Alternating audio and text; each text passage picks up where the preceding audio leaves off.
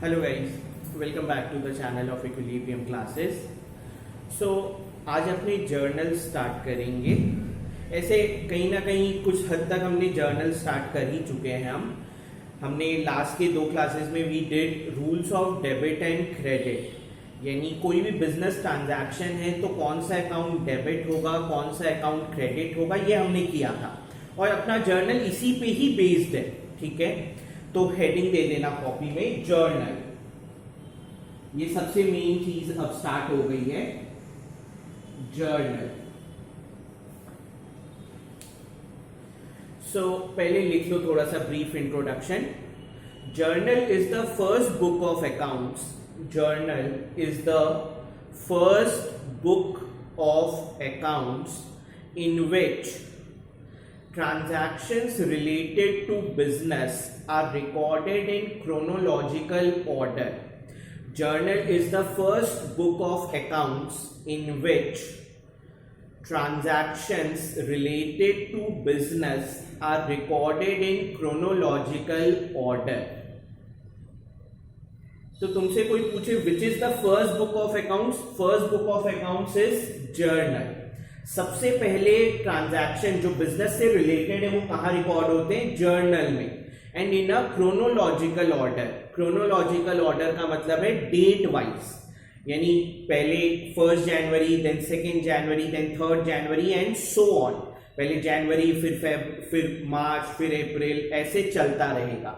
हाँ, और अगर आपका फाइनेंशियल ईयर है तो आपका 1 अप्रैल से 31 मार्च होता है, तो पहले अप्रैल, फिर मई, फिर जून, ऐसे एक सीक्वेंस वाइज होना चाहिए। ठीक है, हैप्पीजार्ड मैनर में नहीं होना चाहिए, date wise. So it's the first book of accounts in which we record transactions in a chronological order. फिर टर्म लिखना एक, journalising.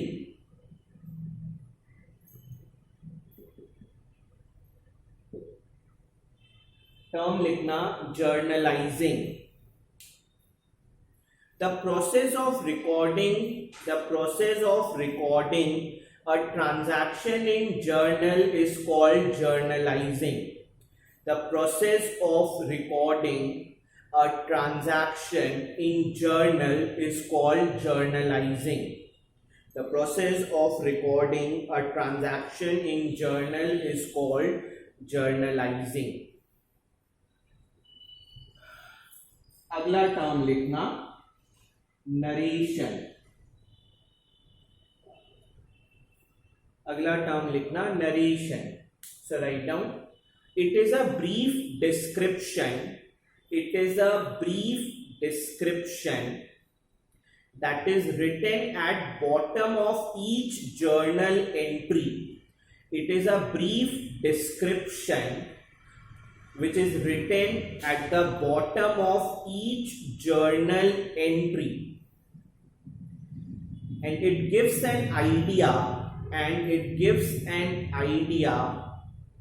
about the business transaction, above business transaction, and it gives an idea about the above business transaction. मैं explain करूंगा journalising क्या है, narration क्या है। ठीक है, पहले टर्म्स लिख लो तुम। अगला टर्म लिखना journal entry. Journal entry, a transaction recorded in journal, a transaction recorded in journal whereby some accounts are debited and some accounts are credited. A transaction recorded in journal whereby some transactions are debited and some are credited is called a journal entry. Is called a journal entry. ठीक है, हर term का मैं explanation दूंगा। So journal first books of accounts है जिसमें हम transaction को record करते हैं। जर्नल में हम डेबिट क्रेडिट करेंगे, तो डेबिट क्रेडिट के लिए वही रूल्स चलेंगे जो हमने पिछले चैप्टर में पढ़े थे। तुम चाहो तो मॉडर्न अप्रोच लगा सकते हो, तुम चाहो तो ट्रेडिशनल अप्रोच लगा सकते हो। I try to explain maximum things by both the approach, ठीक है, ताकि तुम्हारा नॉलेज इनहैंस हो। तो अब हेडिंग दे दो, जैसे अपने अकाउंटिंग इक्वेशन किए थे वैसे ही अपने जर्नल भी करेंगे। एक एक तरह के ट्रांजैक्शन को करेंगे। तो सबसे पहला transactions related to capital, transactions related to capital. Heading दे दो transactions related to capital. Question लिखो, journalize the following transactions in the books of accounts.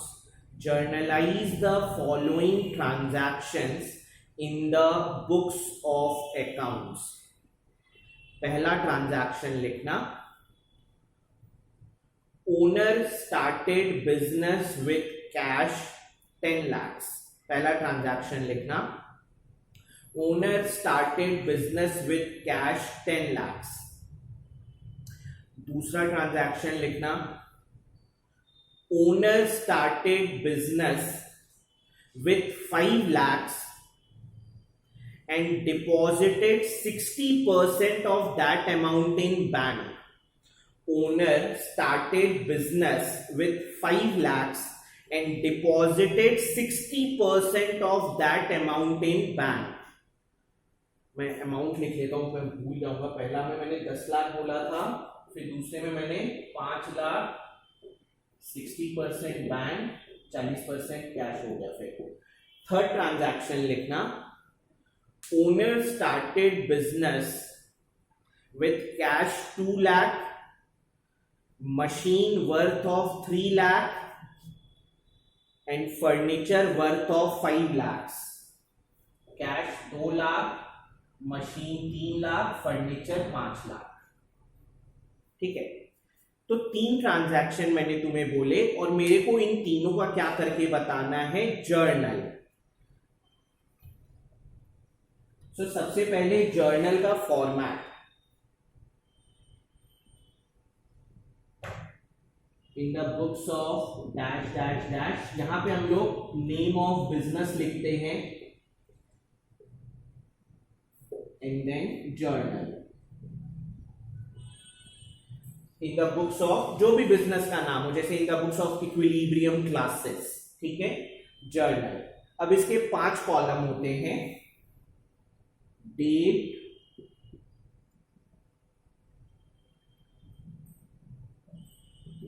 particulars, LF, debit amount rupees, credit amount rupees. This is the format of journal.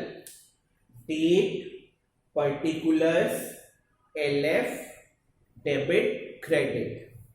तो first column में हम लोग date लिखते हैं। तो मैंने तो ABC करके बोला, मैंने डेट नहीं बताया। अगर डेट होता तो हम यहां पे क्या लिखते, डेट, किस दिन वो ट्रांजैक्शन हुआ है। पर्टिकुलर्स कॉलम में हम लोग लिखेंगे कौन सा अकाउंट डेबिट होगा और कौन सा अकाउंट क्रेडिट होगा, और फिर उसका नरेशन लिखेंगे। लेजर फोलियो, LF का मतलब होता है लेजर फोलियो। जर्नल के बाद बुक बनती है लेजर। तो यहां पे जो ट्रांजैक्शन रिकॉर्डेड है वो ट्रांसफर होता है लेजर में। तो ये ट्रांजैक्शन लेजर के किस पेज पे ट्रांसफर हुआ है वो हम यहां लिखते हैं। जैसे मान लो मैंने कोई ट्रांजैक्शन लिखा और मैंने लिख दिया लेजर फोलियो के बगल में 3, तो इसका मतलब अगर ये ट्रांजैक्शन मेरे को देखना है लेजर में तो ये मेरे को पेज नंबर 3 पे मिलेगा। और फिर डेबिट और क्रेडिट, जो अकाउंट डेबिट होगा और जिस अमाउंट से डेबिट होगा वो हम डेबिट के कॉलम में लिखेंगे, और जो अमाउंट क्रेडिट होगा वो हम क्रेडिट के कॉलम में लिखेंगे। तो मैं सॉल्व करता हूं तो तुमको आइडिया लग जाएगा। तो अपना पहला ट्रांजैक्शन था owner started business with cash 10 lakhs। तो तुम विजुअलाइज करो दो अकाउंट कौन से इन्वॉल्व है, एक कैश इन्वॉल्व है और एक कैपिटल इन्वॉल्व है। ठीक है, तुम अकाउंटिंग इक्वेशन करते तो कैश बढ़ाते 10 लाख से और कैपिटल बढ़ाते 10 लाख से, तो दो अकाउंट इन्वॉल्व है, कैश और कैपिटल।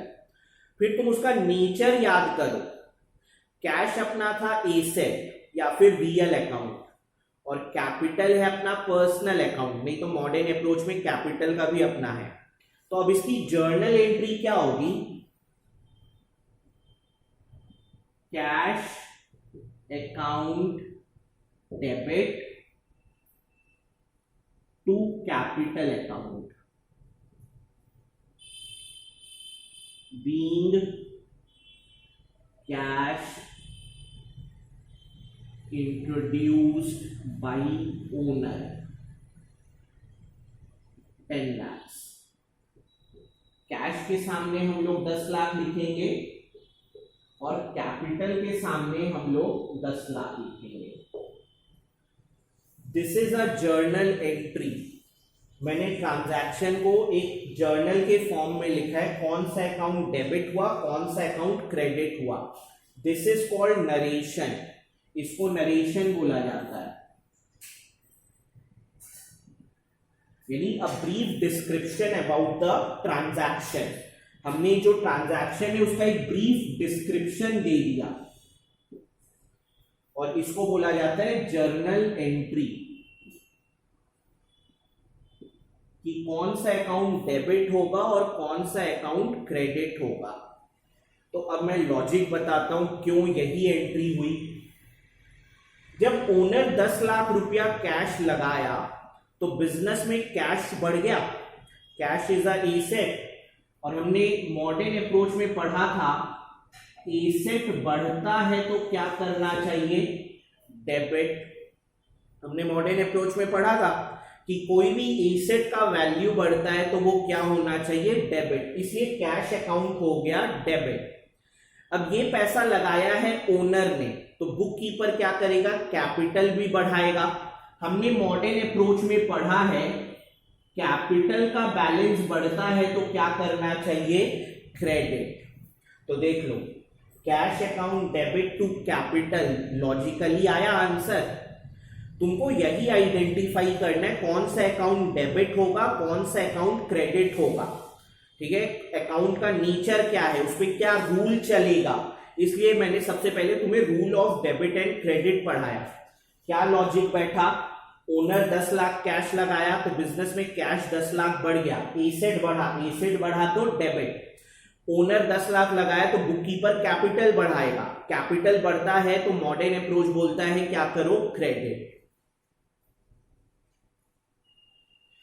हाँ, तुम चाहो तो मैं तुमको ट्रेडिशनल अप्रोच से भी लॉजिक समझा देता हूं। मैं ट्रेडिशनल अप्रोच लिख नहीं रहा, लॉजिक सुनो।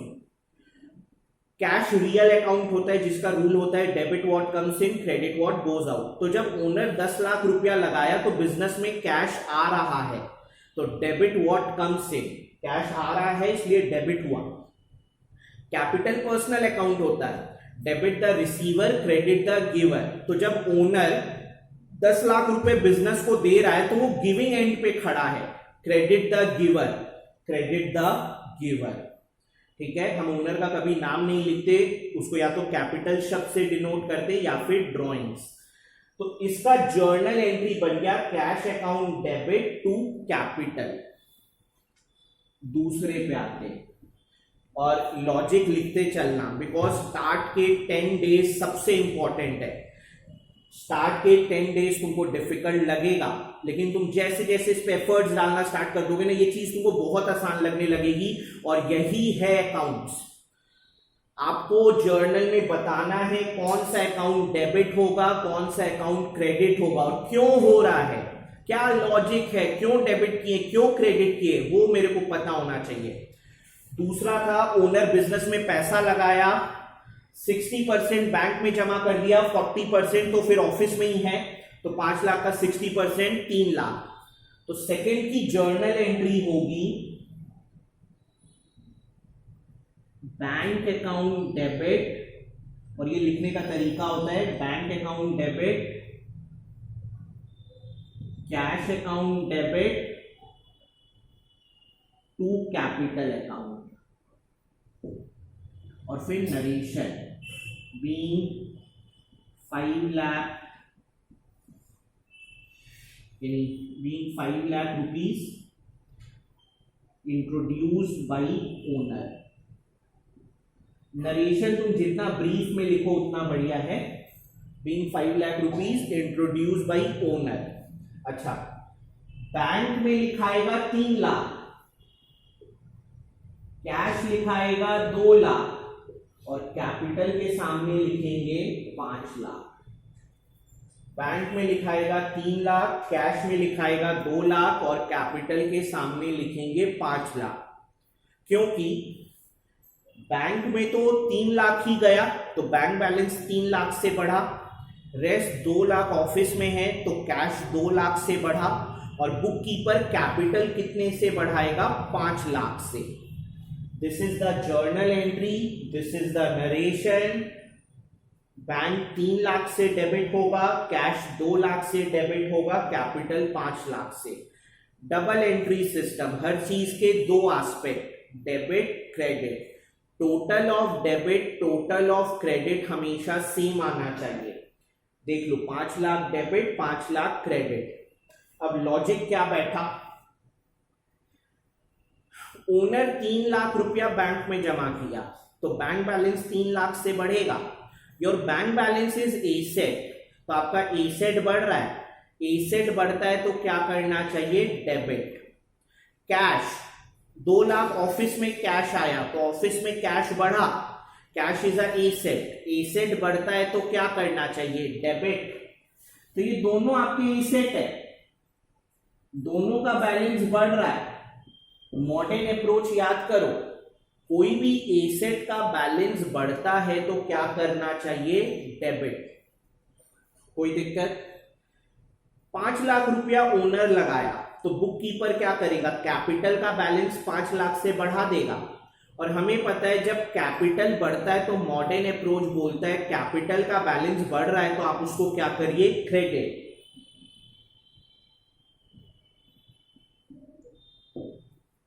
देख लो, लॉजिक समझ में आ रहा है। Accounting equation is not full accounting, वो तो बस एक प्लस माइनस है बच्चों को सिखाने के लिए। Accounting is debit credit. तो आपको पकड़ना पड़ेगा कौन सा अकाउंट डेबिट होगा और कौन सा अकाउंट क्रेडिट होगा। ये पकड़ने के लिए पहले आपको समझना पड़ेगा कौन कौन से अकाउंट इफेक्ट हो रहे हैं और वो अकाउंट का नेचर क्या है और उस अकाउंट में रूल क्या लगेगा। ठीक है,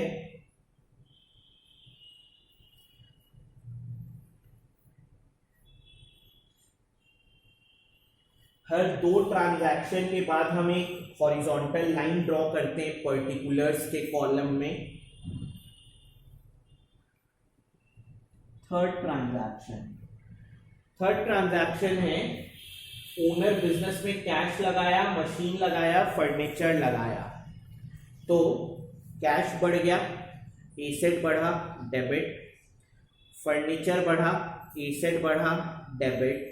मशीन बढ़ा, सबका बैलेंस बढ़ गया है बिजनेस में, एसेट बढ़ा, डेबिट। तो ये तीनों डेबिट हो जाएंगे। और क्योंकि ये तीनों चीज इंट्रोड्यूस करने वाला ओनर है तो बुक कीपर कैपिटल बढ़ा देगा, और हमें पता है कैपिटल बढ़ता है तो क्या करना चाहिए? क्रेडिट। तो इसकी जर्नल एंट्री क्या हो जाएगी? Cash account debit, furniture account debit, machine account debit to capital account. तो कैश कितने से डेबिट हो रहा है? 2 लाख से, मशीन 3 लाख से, नहीं, फर्नीचर 5 लाख से और मशीन 3 लाख से, तीनों मिलके हो गए 10 लाख। ये स्पेस थोड़ा सा कम पड़ रहा है।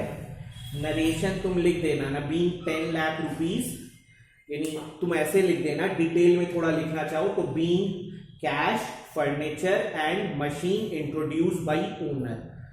Being cash, furniture, machine introduced by owner. Logic क्या बैठा, ये तीनों एसेट है, तीनों का बैलेंस बढ़ रहा है। वर्डिंग्स अच्छे से सुनना, बिकॉज प्रॉब्लम क्या होता है ना, कभी कभी बच्चे सुनते नहीं है, वो सिर्फ उतारने पे बिलीव करते हैं और फिर कंफ्यूज हो जाते हैं कि क्या था। मेन चीज है यू शुड लिसन एवरीथिंग, सिर्फ देखने से नहीं होता है, you should listen each and every word. देखो तो सही कि टीचर कैसे उसको समझाने की कोशिश कर रहा है, तुम वो नहीं सुनने का कर रहे हो तो वो सबसे बड़ा ब्लंडर कर रहे हो। ओनर कैश लगाया, फर्नीचर लगाया, मशीन लगाया, तो तीनों का बैलेंस बिजनेस में बढ़ गया। बिजनेस के लिए तीनों एसेट है, एसेट बढ़ता है तो मॉडर्न अप्रोच बोलता है क्या करिए, डेबिट। और क्योंकि ओनर लगाया है तो बुक कीपर कैपिटल बढ़ाएगा, कैपिटल बढ़ने का मतलब क्रेडिट। हर ट्रांजैक्शन के दो aspect, debit credit. Total of debit should always be equal to total of credit. अब इस पूरे प्रोसेस को बोला जाता है जर्नलाइजिंग। इस पूरे ढांचे को, ये जो पूरा प्रोसेस हमने किया है, this entire process is called journalising. ये हो गया जर्नल एंट्री, यानी ट्रांजैक्शन में कौन डेबिट हुआ कौन क्रेडिट हुआ। तो तुमको कोई बोल रहा है जर्नल एंट्री पास करके बताओ, इसका मतलब वो बोल रहा है ये ट्रांजैक्शन में बताओ कौन डेबिट होगा कौन क्रेडिट होगा कितने से। This is called narration. आपने जो जर्नल एंट्री पास की है उसका एक ब्रीफ डिस्क्रिप्शन को क्या बोला जाता है, नरेशन। और अब इस पूरे प्रोसेस को, ये जो आपने पूरा प्रोसेस फॉलो किया, this entire process is called journalising. ठीक है, तो तुम पहला क्वेश्चन कर लो। मैं फिर कह रहा हूं फर्स्ट टाइम में everything will be tough, but जैसे जैसे हम 20 क्वेश्चन 25 क्वेश्चन 30 क्वेश्चन करेंगे सब आसान लगेगा। लेकिन तुमको पहले से अपने पे बिलीफ रखना पड़ेगा कि तुम करोगे। पहले से ही घबरा के बंद करोगे तो फिर तुमसे कभी नहीं होगा, बिकॉज यही तो है काउंट।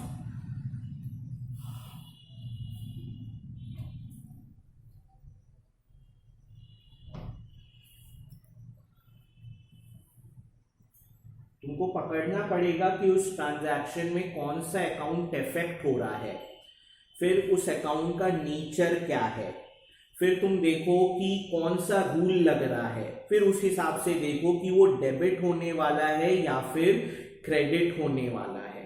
ठीक है,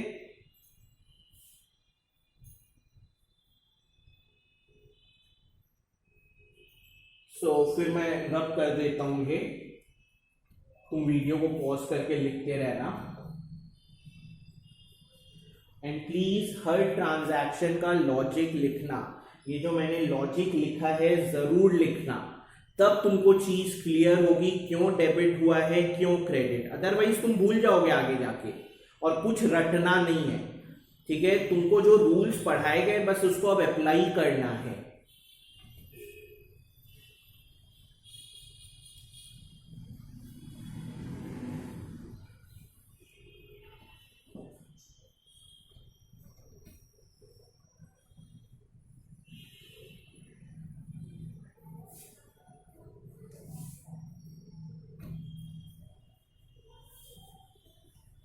तो ये हमने कुछ ट्रांजैक्शंस कैपिटल से रिलेटेड किए।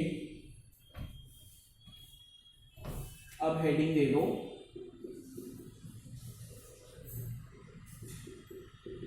Transactions related to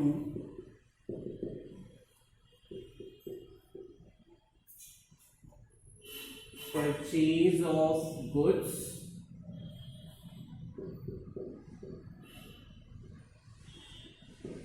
purchase return, या सिर्फ अभी परचेज ऑफ गुड्स करते, transactions related to purchase of goods.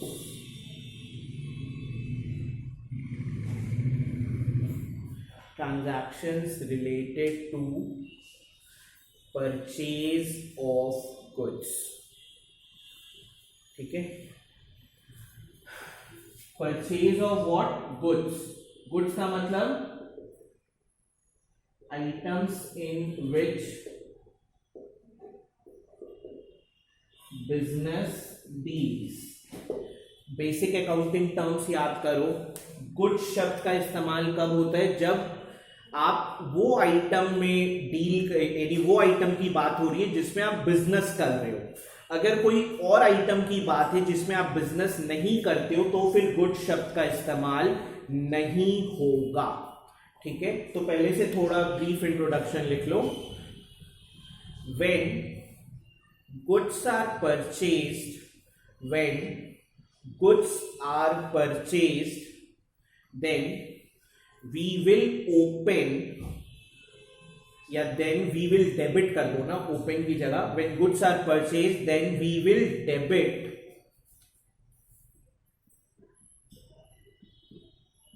purchases account।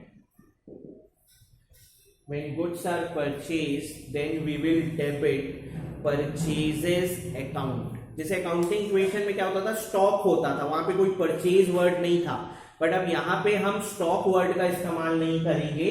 Will use the term purchases account because debit all expense and losses, because debit all expense and losses. Purchases का nature क्या है, ये एक expense है। Expense बोलने का मतलब ये कौन सा अकाउंट हुआ, nominal account. Why it is a expense, because it is considered while calculating cost of goods sold. आम भाषा में बोलूं तो कॉस्ट प्राइस। अकाउंट्स में उसको कॉस्ट ऑफ गुड्स सोल्ड बोला जाता है, आम भाषा में अगर हम बोले तो कॉस्ट प्राइस। तो जब हम कॉस्ट प्राइस निकालते हैं ईयर एंड में, अगर आपको जानना है प्रॉफिट हुआ या लॉस माल बेचने से, तो सीपी और एसपी को ही कंपेयर करेंगे, ठीक है। एक ट्रांजैक्शन में तो बताया जा सकता है, ईयर एंड में जब टोटलिटी करना है तो आपको टोटल सीपी और टोटल एसपी को कंसिडर करना पड़ेगा। तो ये ईयर एंड में कंसिडर होता है क्या निकालने में, कॉस्ट प्राइस, ठीक है। तो ये आपके लिए एक तरह का क्या हो गया, एक्सपेंस। अकाउंटिंग इक्वेशन से अब हट के है, अब हम मेन अकाउंटिंग पे आ रहे हैं। वो बच्चों वाला खेल था, अब मेन है, तो अब मोल्ड होंगी चीजें। तो परचेज अकाउंट डेबिट क्यों हो रहा है, क्योंकि एक एक्सपेंस है। नॉमिनल अकाउंट, नॉमिनल अकाउंट का रूल क्या था, debit all expense and losses, ठीक है। इतना तुम लिख लो, इतना तुम लिख लो।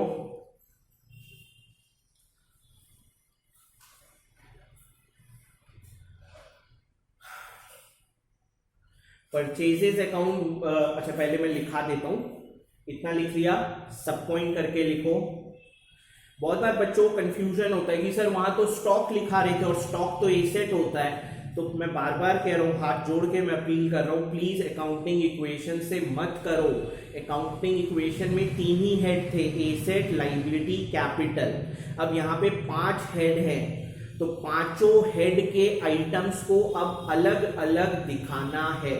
बहुत बार बच्चों का रहता है सर एक्सपेंस है तो कैपिटल में ही एडजस्ट कर दीजिए, वो अकाउंटिंग इक्वेशन में करते थे मेरे दोस्त। अब जब यहाँ पे प्रॉपर अकाउंटिंग की बात हुई है तो सभी हेड के आइटम्स का फुल डिस्क्लोजर होगा, ठीक है। तो इसलिए पूरा हम डिटेल्ड में दिखाएंगे।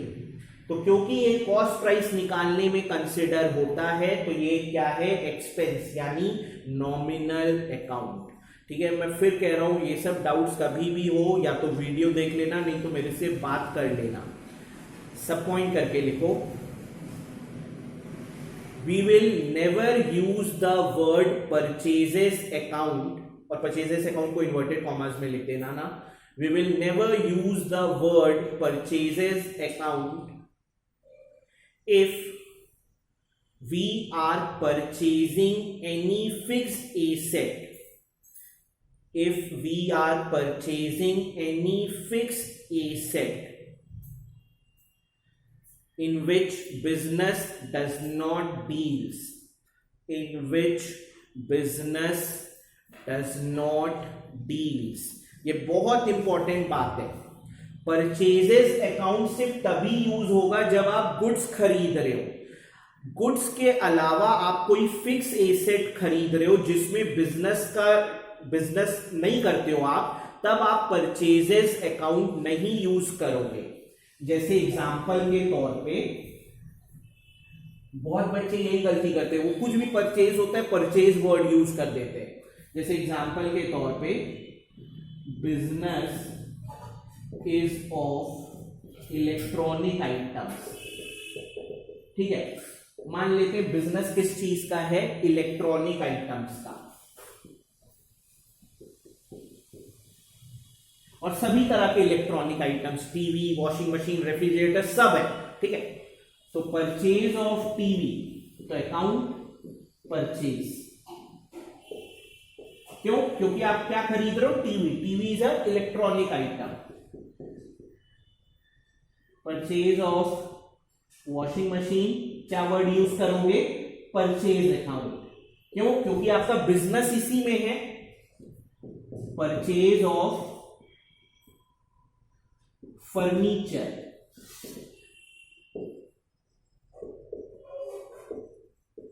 क्या अकाउंट यूज होगा, फर्नीचर अकाउंट, क्यों? क्योंकि आप इलेक्ट्रॉनिक आइटम्स में डील कर रहे हो, आपका बिजनेस फर्नीचर में नहीं है, ठीक है।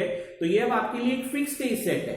फिक्स एसेट का मतलब वैसा एसेट जिसको हम यूज करने के लिए लाए हैं, जिसका मेन पर्पस बेचना नहीं है। तो ये तो आपका एक फिक्स्ड एसेट है। तो उस केस में परचेज शब्द का इस्तेमाल नहीं होगा, ठीक है। टाइम, ये सब बहुत बेसिक बातें हैं, इन सब बातों का हमेशा ख्याल रखना, ठीक है।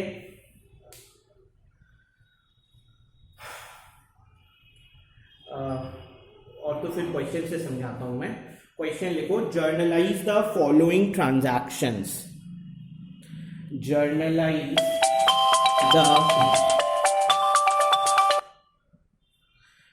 जर्नलाइज द फॉलोइंग ट्रांजैक्शंस, ये लिख लेना पहले।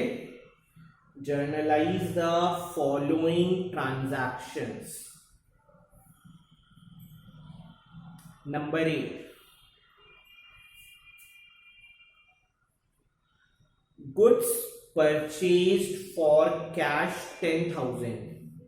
Goods purchase for cash 10,000। मैं इधर लिख लेता हूं ताकि मेरे को दिमाग में रहे मैंने क्या क्या ट्रांजैक्शन बोले। Goods purchase for cash 10,000। Goods purchase for cash 10,000। दूसरा, goods purchased on credit 20,000। Goods purchase on credit, पहला था गुड्स परचेज फॉर कैश 10,000, दूसरा goods purchase on credit 20,000। Third,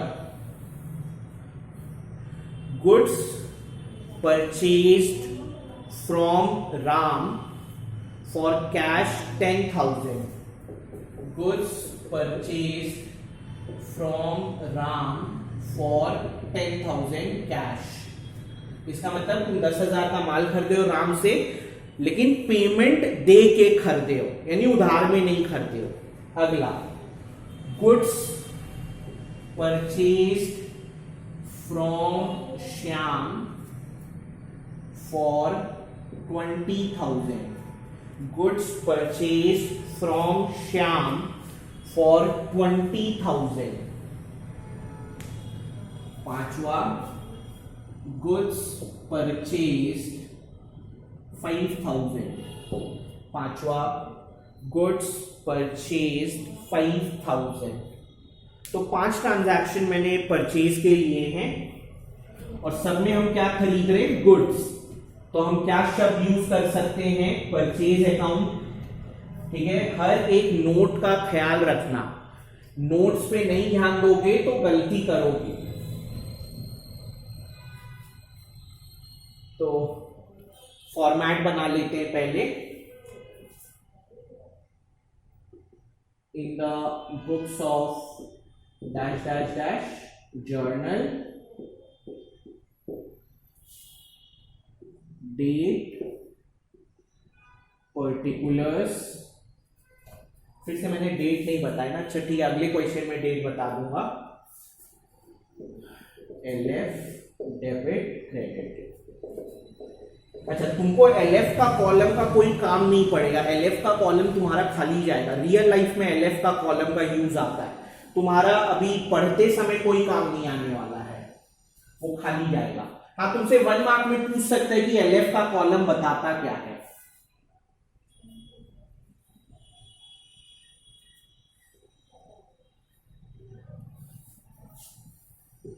पहला ट्रांजैक्शन है गुड परचेज फॉर कैश 10,000। इसका journal entry होगा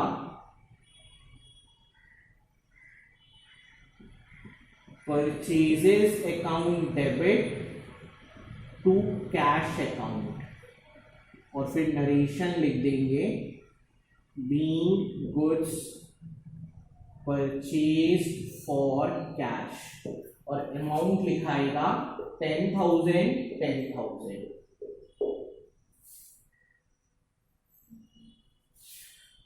journal entry होता है इस ट्रांजैक्शन का purchases account debit to cash. Logic क्या लगा, 10,000 का परचेज है, परचेज इज कॉस्ट प्राइस यानी एक्सपेंस, तो नॉमिनल अकाउंट का रूल क्या होता था, डेबिट ऑल एक्सपेंस, ठीक है। और नहीं तो तुम अगर मॉडर्न अप्रोच लगाओगे तो तुम्हारा एक्सपेंस बढ़ रहा है, एक्सपेंस बढ़ता है तो क्या करना चाहिए, डेबिट, ठीक है। फिर से कह रहा हूं, अकाउंटिंग इक्वेशन मत सोचना, अकाउंटिंग इक्वेशन करते तो स्टॉक बढ़ाते कैश घटाते, यहां पे हम स्टॉक शब्द का यूज नहीं करने वाले हैं। परचेज के समय हम लोग परचेज शब्द इस्तेमाल करेंगे जो एक्सपेंस है, माल बेचेंगे तो सेल शब्द का इस्तेमाल करेंगे जो कि इनकम है। परचेज क्यों डेबिट हुआ, क्योंकि आप 10,000 का माल खरीद रहे हो तो आपका कॉस्ट प्राइस बढ़ रहा है, कॉस्ट प्राइस यानी expense, debit all expense. Cash क्यों क्रेडिट हुआ, जब आपने 10,000 का माल कैश दे के खरीदा तो आपके पास कैश कम हो गया, कैश आपके लिए एसेट है, एसेट कम होता है तो क्या करना चाहिए, क्रेडिट। एसेट कम होता है तो क्या करना चाहिए, क्रेडिट। और नहीं तो फिर तुम रियल अकाउंट का रूल लगा दो, क्योंकि ये एक रियल अकाउंट है, क्रेडिट व्हाट गोज आउट, ठीक है। लिख लो तुम पहले इतना।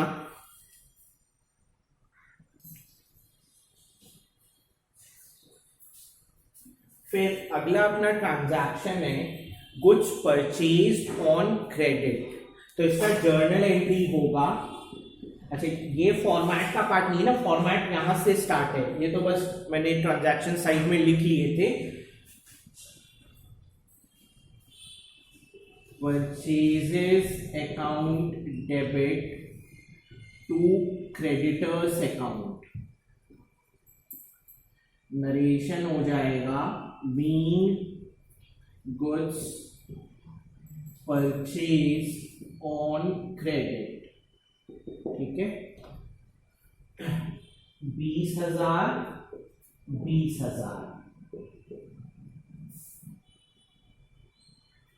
लॉजिक क्या लगा, आपने 20,000 का गुड्स परचेज किया है, परचेज यानी expense, debit all expense,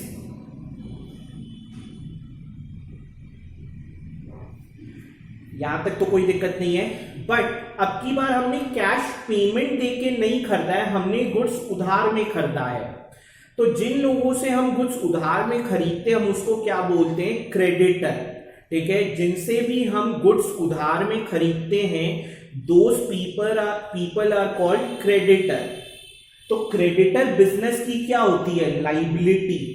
modern approach याद करो, मैं इसको इधर ही लिख देता हूं, लाइबिलिटी बढ़ती है तो क्या करना चाहिए, क्रेडिट। आपकी लाइबिलिटी क्यों बढ़ रही है, क्योंकि आपने अगले से 20,000 का माल उधार में खरीदा है, तो आपकी पहले लाइबिलिटी नहीं थी। अब क्योंकि आपने 20,000 का माल उधार में खरीदा है तो आपकी लाइबिलिटी 20,000 से बढ़ गई। In future you are liable to pay that creditor 20,000 rupees. तो क्योंकि आपकी लाइबिलिटी बढ़ी है तो मॉडर्न अप्रोच बोलता है कि लाइबिलिटी बढ़ती है तो क्या करना चाहिए, क्रेडिट। अगर मैं इसमें मान लूं ट्रेडिशनल अप्रोच लगाऊं तो क्रेडिटर कोई ना कोई पर्सन है, यानी पर्सनल अकाउंट, जिसका रूल होता है debit the receiver credit the giver. तो जब हमने क्रेडिटर से माल खरीदा तो क्रेडिटर जो कि एक पर्सन है वो गिविंग एंड पे था। जब हमने क्रेडिटर से 20,000 का माल खरीदा तो वो जो क्रेडिटर है वो एक पर्सन है, उस पर क्या रूल चल रहा है कि अगर वो रिसीवर हुआ तो वो डेबिट होता, अगर वो गिवर हुआ तो वो क्रेडिट होगा। तो क्योंकि वो 20,000 का गुड्स हमें दे रहा है तो वो गिविंग एंड पे खड़ा है, क्रेडिट द गिवर। देख लो, तुम चाहे तो मॉडर्न अप्रोच से बता सकते हो, तुम चाहो तो ट्रेडिशनल अप्रोच से बता सकते हो। क्या लॉजिक लगा इस जर्नल में? हमने गुड्स परचेज किया है, गुड्स परचेज करना is expense, debit all expense. Cash क्यों नहीं लगा? क्योंकि अब की बार हमने कैश पेमेंट नहीं किया, हमने उधार में खरीदा है। तो क्योंकि जिससे हम उधार में खरीदे उसका नाम नहीं दिया हुआ है तो जेनरिक नेम यूज होगा, generic name is creditor. Creditor business की क्या है, लाइबिलिटी, बिजनेस की लाइबिलिटी बढ़ रही है, क्रेडिट। पर्सनल अकाउंट का अगर मैं रूल लगाऊं तो क्योंकि जब वो 20,000 का माल हमें दे रहा था तो वो गिविंग एंड पे खड़ा था, क्रेडिट द गिवर।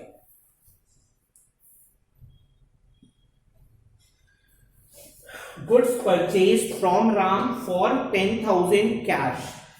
पार्टी का नाम भी है और मेंशन भी है, कैश है। तो क्योंकि मेंशन है, कैश है, इसका मतलब ये कैश ट्रांजैक्शन है। तो हमने राम से 10,000 का माल खरीदा और उसको 10,000 कैश दे दिए, तो इसकी जर्नल एंट्री हो जाएगी purchases account debit to cash account being goods purchase from Ram for cash 10,000।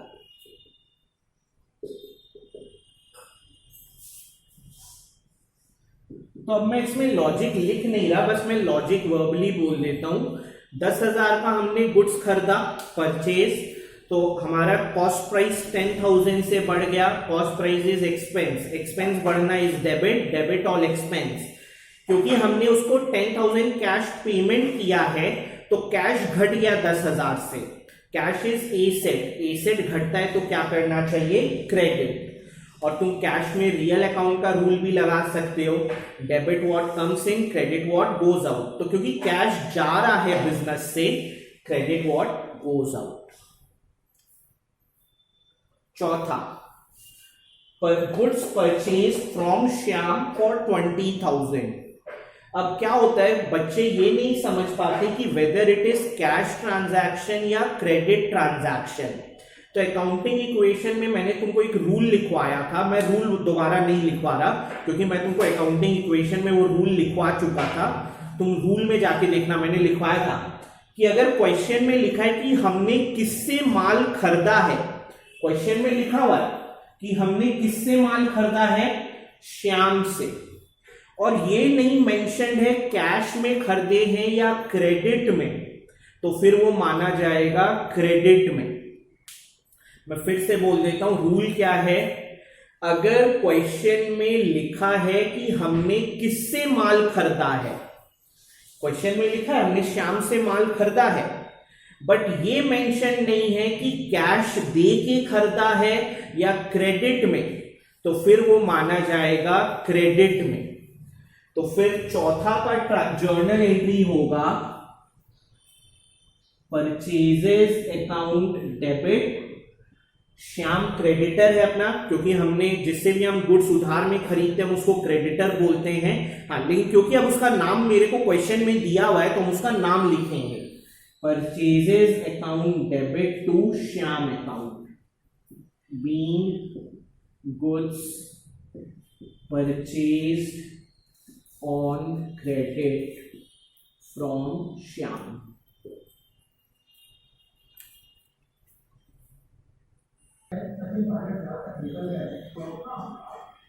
ठीक है, अब शांत हो जाओ।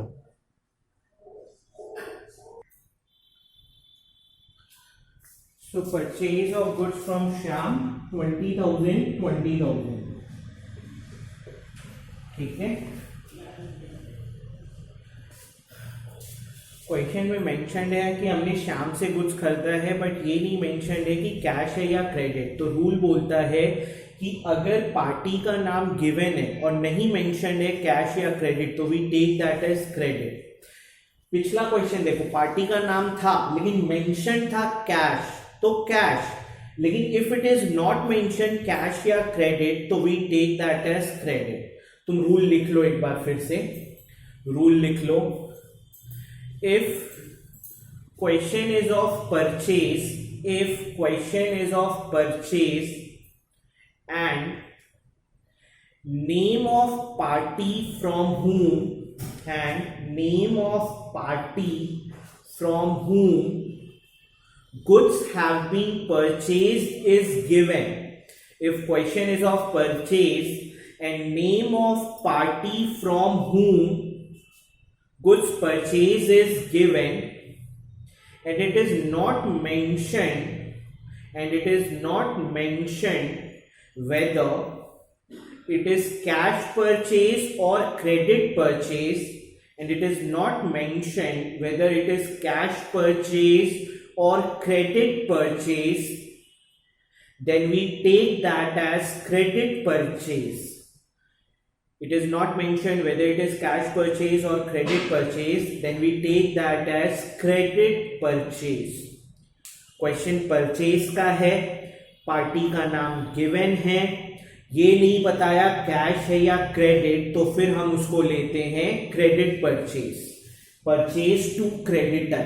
क्योंकि इस क्वेश्चन में मेरे को क्रेडिटर का नाम पता है, इसलिए मैंने उसका नाम लिख दिया टू श्याम। जैसे सेकेंड वाले में हमें नहीं पता था हु वाज द क्रेडिटर, तो हम जेनरिक नेम यूज करेंगे। यहां पे बिकॉज मेरे को नाम पता है इसलिए श्याम। लॉजिक क्या लगा, डेबिट ऑल एक्सपेंस, और श्याम क्योंकि क्रेडिटर है, लाइबिलिटी बढ़ती है तो क्रेडिट, और नहीं तो अगर श्याम में मैं पर्सनल अकाउंट का रूल लगाऊं तो जब हम उससे गुड्स खरीद रहे हैं तो श्याम गिविंग एंड पे खड़ा है, क्रेडिट द गिवर। ठीक है,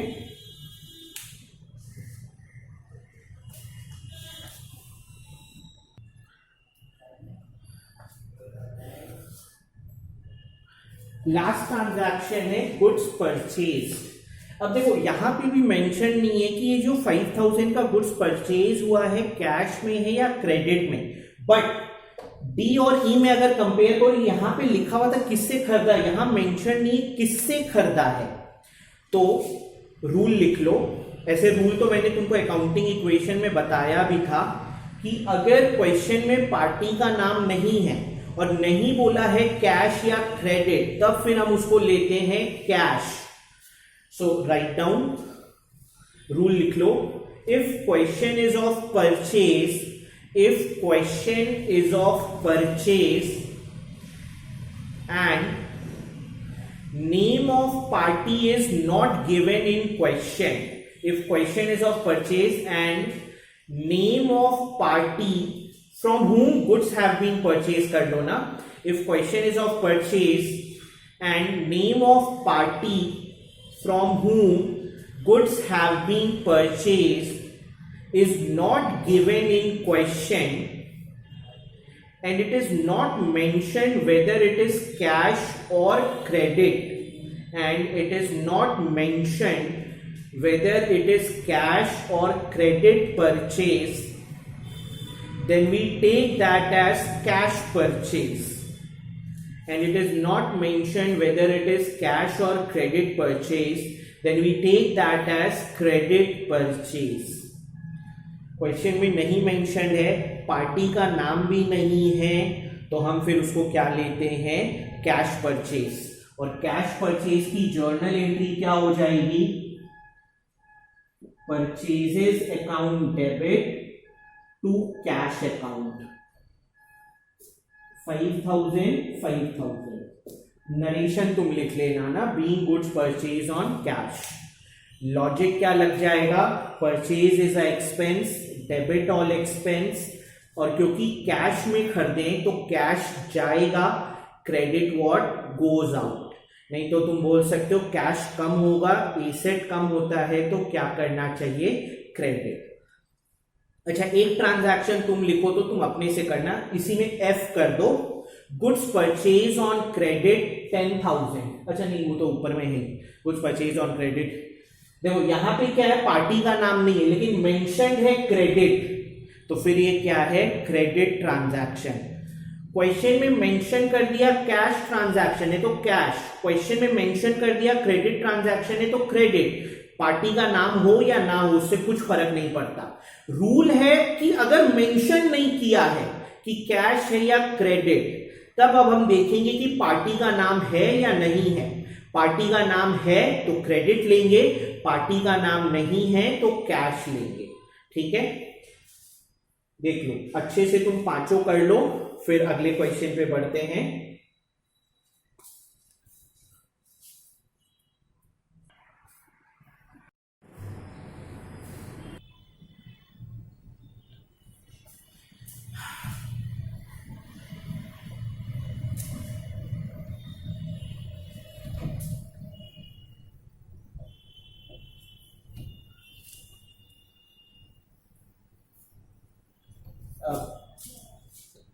हेडिंग दो, transactions related to sales of goods. ठीक है, हम किस चीज का सेल कर रहे हैं, गुड्स का। गुड्स का मतलब जिसमें आप बिजनेस करते हो। तो इंट्रोडक्शन लिख लेना, whenever goods are sold, whenever goods are sold, we will credit, whenever goods are sold, we will credit sales account. Whenever goods are sold, we will credit sales account because it is a nominal account, because it is a nominal account, and rule says credit all income and gains. It is a nominal account and rule says credit all income and gains. इसका जो nature है ये एक nominal account है। अगर traditional approach लगाए, nominal account, expense and losses, income and gains. तो जब आप सेल कर रहे हो तो आपके पास पैसा आएगा, तो ये एक सोर्स ऑफ रेवेन्यू है, तो इसमें क्या रूल चल जाएगा, credit all income and gains. ठीक है, अगर मैं मॉडर्न अप्रोच लगाऊं, ये तो अपना ट्रेडिशनल अप्रोच हो गया, मॉडर्न अप्रोच का अगर रूल लगाऊं तो ये किस कैटेगरी में आ जाएगा, इनकम की कैटेगरी में। इनकम, गेन, रेवेन्यू, जो तुम बोलना चाहो। और मेरे को पता है सेल बढ़ रही है, यानी मेरी इनकम बढ़ रही है। इनकम बढ़ती है तो क्या करना चाहिए, क्रेडिट करना चाहिए। मॉडर्न अप्रोच का रूल लगाए तो जब भी हम गुड्स सेल करेंगे तो हम सेल अकाउंट क्रेडिट करेंगे। तुम चाहे तो मॉडर्न अप्रोच का, ट्रेडिशनल अप्रोच का रूल लगा लो, तुम चाहे तो मॉडर्न अप्रोच का रूल लगा लो। ठीक है, लेकिन फिर से मेरी बात याद रखना, सेल शब्द का इस्तेमाल सिर्फ तभी यूज होगा जब हम गुड्स सेल कर रहे हैं। गुड्स के अलावा अगर हम कोई कुछ और चीज सेल कर रहे हैं तो सेल शब्द का यूज नहीं होगा। तो सब पॉइंट करके लिखना, we will use the word inverted commas में, we will use the word inverted commas में sales account only if we are selling goods. We will use the word inverted commas में sales account only if we are selling goods. Full stop. In case of sale of any other item, in case of sale of any other item, we will not use the word sales account. In case of sale of any other item, we will not use the word sales account.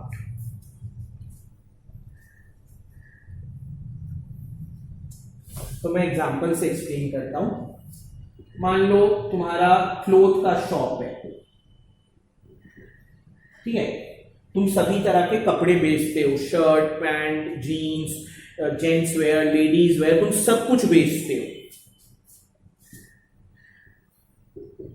Cell of saris, तो क्या word use होगा? Sales account. क्यों? क्योंकि तुम क्या बेच रहे हो? साड़ी। तुम्हारा व्यापार किस चीज का? कपड़े का। तुम बेच रहे हो सेल ऑफ जीन्स, तुमने जीन्स बेचा, तुम क्या वर्ड यूज करोगे? Sales account. Sale of old computer, मान लो बिलिंग विलिंग के लिए कंप्यूटर थे, अब वो कंप्यूटर पुराना हो गया, तुमने उसको लैपटॉप से रिप्लेस कर दिया, तो क्योंकि कंप्यूटर पुराना पड़ा था तो तुमने उसको कबाड़ में बेच दिया या किसी को भी बेच दिया। इस समय हम लोग सेल शब्द का इस्तेमाल नहीं करेंगे, क्योंकि हम क्या बेच रहे हैं? कंप्यूटर।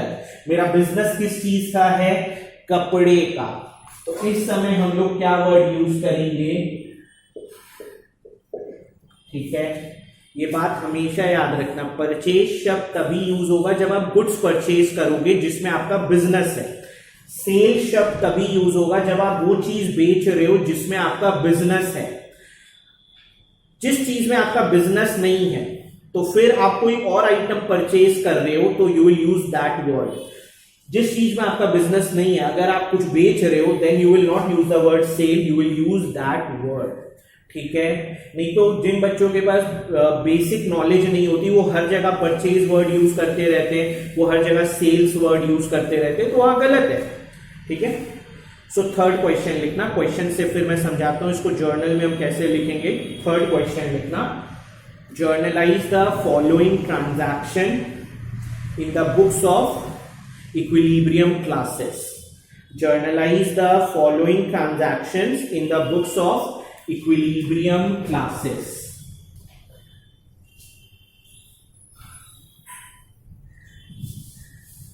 So पहला लिखना, गुड्स सोल्ड फॉर कैश 1000। मैं इधर अपने लिए लिख लेता हूं, गुड्स सोल्ड फॉर कैश 1000। ठीक है, goods sold for cash 1000. Second, goods sold on credit 5000. Goods sold on credit 5000. Goods sold on credit 5000. Goods sold on credit to Ram 2000. Goods sold to Mr. X, ये fourth हो गया। Goods sold to Mr. X 10,000. Goods sold to Ramesh for cash. Goods sold to Ramesh for cash 3000. कुछ भी लिख दो यार। हाँ, तो good sold for cash 1000, good sold on credit 5000, good sold on credit to Ram, good sold to mister X, good sold to Ramesh for cash 3000। तो अपने को 5 ट्रांजैक्शन दिए हुए हैं और अपने को बोल रहा है इसको जर्नलाइज करके बताइए, यानी जर्नल में कैसे रिकॉर्ड होगा ये बताइए। तो फॉर्मेट बना लेते हैं पहले। अरे फिर से ट्रांजैक्शन का डेट,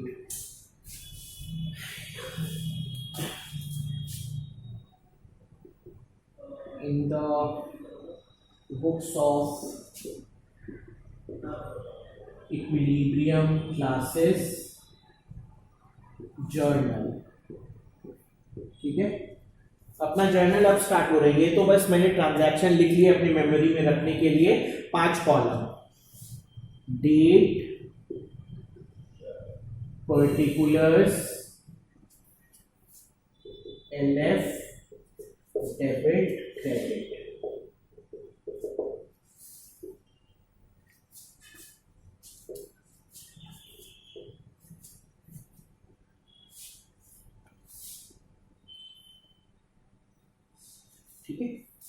डेट के कॉलम में हम ट्रांजैक्शन नंबर या डेट लिखेंगे, पर्टिकुलर में हम लोग पूरा लिखते हैं ट्रांजैक्शन की कौन सा अकाउंट डेबिट होगा कौन सा क्रेडिट, डेबिट क्रेडिट में हम अमाउंट लिखते हैं। एलएफ का मतलब लेजर फोलियो। इसके बाद जब दूसरी बुक बनेगी लेजर, उस बुक में ये ट्रांजैक्शन किस पेज नंबर पे मिलेगा वो हम यहां लिखते हैं, जिसका तुम्हें कोई काम नहीं है, वो रियल लाइफ में काम आता है, तुम्हें उसका कोई काम नहीं है, लेकिन फॉर्मेट में तुमको दिखाना है। पहला ट्रांजैक्शन है गुड्स सोल्ड फॉर कैश। इसकी जर्नल एंट्री होगी cash account debit to sales account being goods sold for cash. Amount है 1000 डेबिट 1000 क्रेडिट। क्या लॉजिक लगा? अगर मैं अकाउंटिंग इक्वेशन बनाता तो कैश बढ़ाता 1000 से और स्टॉक घटाता 1000 से, लेकिन यहां पे तो कोई स्टॉक वर्ड नहीं है। हम खरीदते हैं तो परचेज, सेल करते हैं तो सेलिंग प्राइस, इनकम, सेल्स। तो दो चीज इफेक्ट हो रही है, कैश और सेल्स। सबसे पहले आता हूं कैश पे। कैश एसेट है, तो जब हम माल बेचेंगे कैश आएगा, तो एसेट बढ़ रहा है। और मेरे को पता है मॉडर्न अप्रोच बोलता है एसेट बढ़ता है तो क्या करना चाहिए, डेबिट। नहीं तो कैश पे रियल अकाउंट का भी रूल लग सकता है, क्योंकि कैश एक रियल अकाउंट है जिसका रूल है debit what comes in, credit what goes out. तो जब हमने माल बेचा तो बिजनेस में 1000 कैश आया, debit what comes in, cash आ रहा है, debit what comes in. Sale is selling price, income nominal account, जिसका रूल है debit all expense and losses, credit all income and gains. ठीक है। और अगर मैं मॉडर्न अप्रोच लगाऊं तो मेरी सेल 1000 से बढ़ी, यानी मेरी इनकम बढ़ी। मॉडर्न अप्रोच बोलता है इनकम बढ़ती है तो क्या करना चाहिए, क्रेडिट। कोई भी अप्रोच लगाओ आंसर एक आएगा। मैं तुम्हें दोनों अप्रोच से सिखाऊंगा। ट्रेडिशनल अप्रोच कहीं कहीं फेल हो जाता है, यानी वो जस्टिफाई नहीं कर पाता, लेकिन मॉडर्न अप्रोच हर ट्रांजैक्शन का जस्टिफिकेशन देगा। Cash to sales.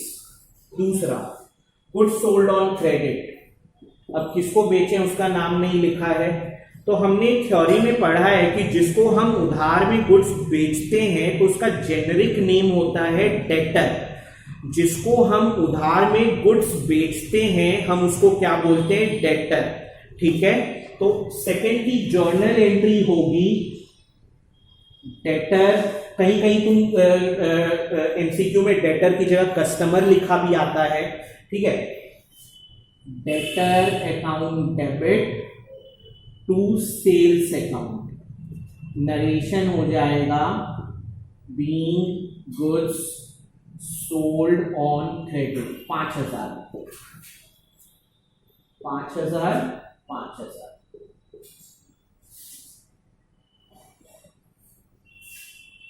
Being goods sold on credit 5000 debtor to sales. क्या लॉजिक बैठा? सेल तो क्रेडिट होगा बिकॉज इनकम है, credit all income and gains, इसमें कोई दिक्कत नहीं है। अब यहां पे कैश नहीं आया, क्यों? क्योंकि हमने कैश में तो बेचा ही नहीं, हमने तो उधार में बेचा है, तो कैश तो हमारे पास आया नहीं। अब जिसको हमने उधार में बेचा है उसका नाम नहीं गिवन है, तो उसका जेनेरिक नेम होता है डेटर। तो जिसको हम उधार में बेचते हैं उसको डेटर बोलते हैं, और डेटर बिजनेस का क्या है, एसेट। ये बिजनेस का क्या है, एसेट। एसेट बढ़ रहा है तो डेबिट।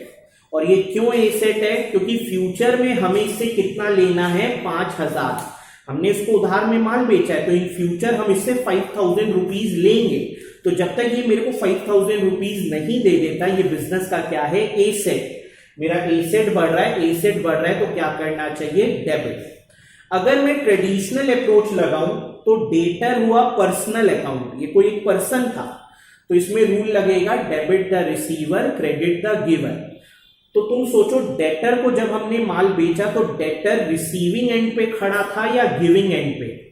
जब बिजनेस ने डेटर को माल बेचा तो whether that person, that debtor was on receiving end या गिविंग एंड, तो जब बिजनेस ने उसको माल बेचा, वो रिसीवर था, वो माल रिसीव करके लेके गया है, तो क्योंकि वो रिसीवर है,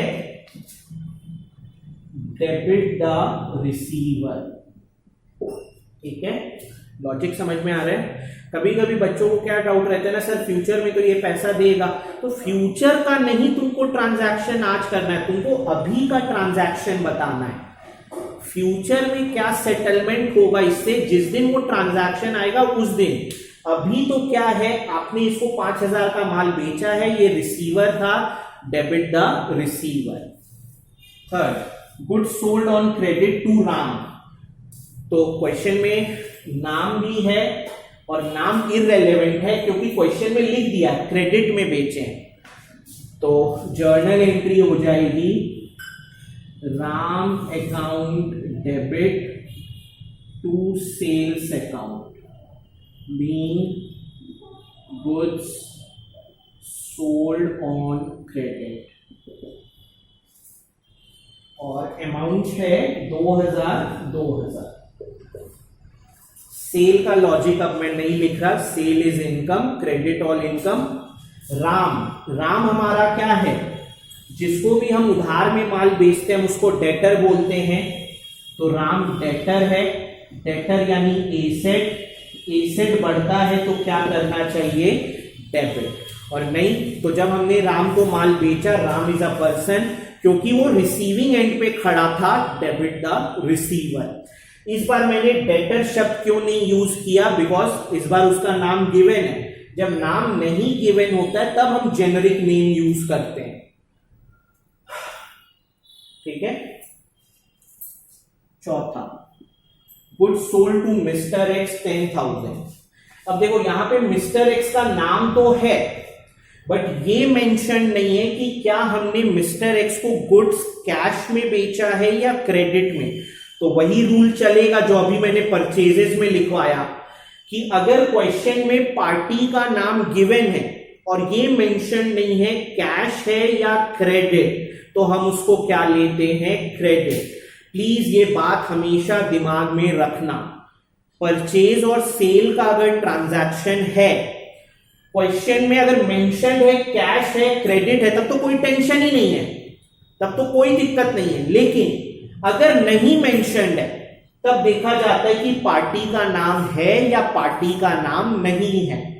क्योंकि पार्टी का नाम है और नहीं मेंशन्ड है कैश या क्रेडिट, तो हम उसको क्या लेते, क्रेडिट।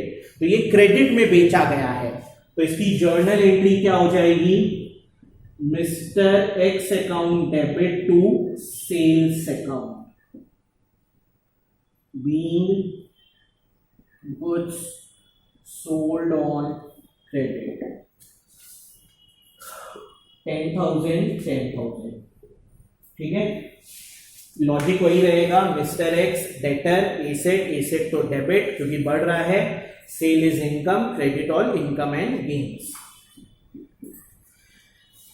फिफ्थ में है good sold to Ramesh for cash. अब क्वेश्चन में मेंशन्ड है कि हमने रमेश को कैश में बेचा है, तो ये फिर क्रेडिट सेल नहीं है, ये कैश सेल है। तो फिर कैश सेल की जर्नल एंट्री हो जाएगी cash account debit to sales account being goods sold for cash.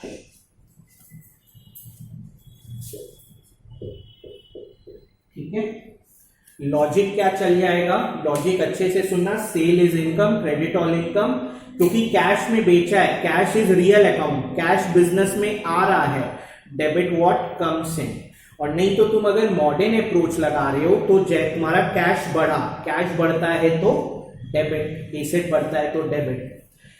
इसी में ना 3 ट्रांजैक्शन तुम लिखो तो तुम अपने से करना, इसी में FGH, एफ लिखना, गुड्स सोल्ड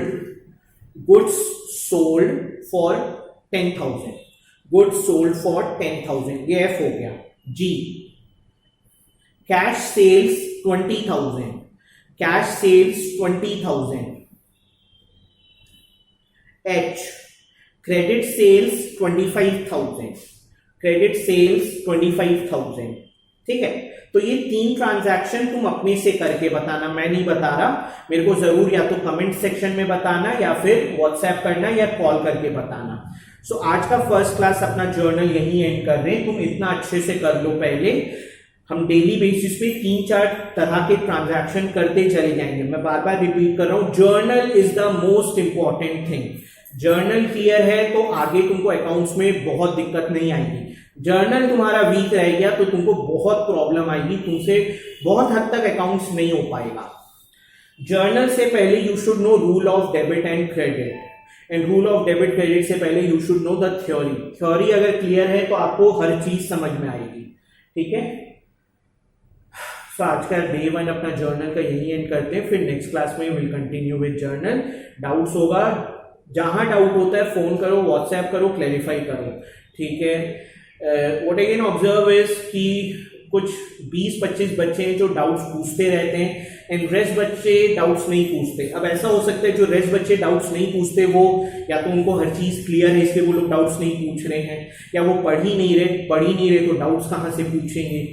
सो बाद में जाके फिर रिग्रेट होगा, और सबसे ज्यादा रिग्रेट तुमको अभी 11th में नहीं होगा, तुमको 12th में होगा। ठीक है, तुम एक बार 12th में जो बच्चे पढ़ रहे हैं उनसे एक बार पूछ लो कि अगर उनका 11th का बेस वीक है तो उनको 12th में कितनी प्रॉब्लम आ रही है। सो समय रहते जाग जाओगे तो बेटर है, मेरे लिए भी और तुम्हारे लिए भी। और अगर समय रहते नहीं जागोगे तो फिर क्या कर सकते हैं। ठीक है, करो इतने अच्छे से 3 ट्रांजैक्शन जो मैंने बोले मेरे को जरूर बताना। चलो, have a nice day guys.